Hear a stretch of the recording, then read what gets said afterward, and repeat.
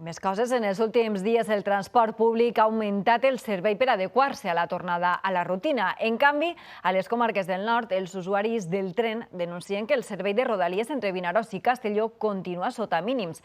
Renfe manté les retallades establides durant la pandèmia i no recupera, de moment, la millora de les freqüències posada en marxa quasi fa 2 anys.